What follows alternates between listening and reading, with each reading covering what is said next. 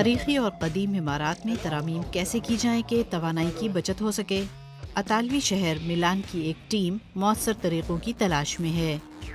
Europe کی زیادہ تر عمارتیں 1975 سے قبل تعمیر کی گئی تھیں۔ ان میں سے کئی چاہے بے حد خوبصورت ہی کیوں نہ ہوں، ان کے پیچھے بہرحال ایک بدصورت حقیقت پوشیدہ ہے۔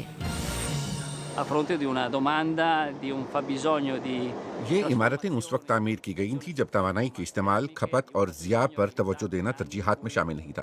اس وجہ سے یورپی تعمیراتی ورثے کی تھرمل کارکردگی کو جدید بنانے کی اشد ضرورت ہے۔ اب وقت آ گیا ہے کہ توانائی کی بچت کو ذہن میں رکھتے ہوئے ان عمارتوں کی تجدید کا کوئی نیا نظام وضع کیا جائے۔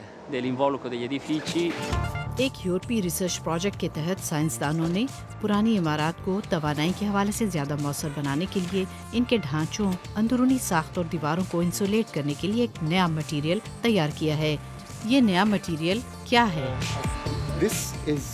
یہ انسولیشن مٹیریل بنیادی طور پر پولی ایسٹر کی 3 تہوں سے بنا ہے، جس کی تھرمل انسولیشن کی صلاحیت بظاہر زیادہ ہوتی ہے۔ یہ دوسرا مواد ہے۔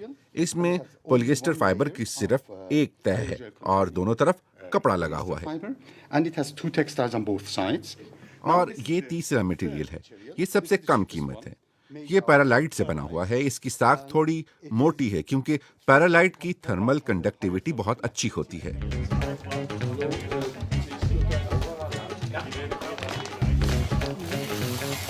محققین نے اٹلی میں میلان کی پولی ٹیکنک یونیورسٹی کی عمارت پر ان مٹیریلز کا تجربہ کیا۔ اس یونیورسٹی کی تعمیر 1965 میں ہوئی تھی اور اس کے ایک کمرے میں سینسر لگا کر اس کی 3 دیواروں کی انسولیشن ان تینوں مختلف مٹیریلز کے نمونوں کی مدد سے کی گئی۔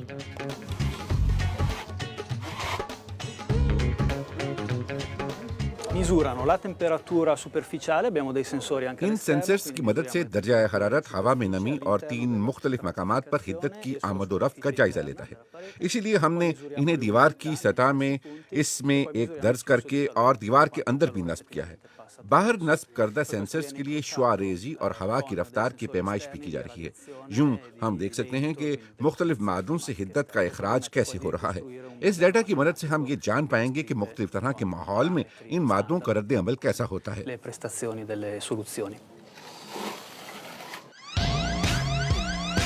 یہ کمپنی عمارات کے بیرونی حصوں کی تجدید کے لیے پہلے سے تیار شدہ مٹیریل مہیا کرتی ہے۔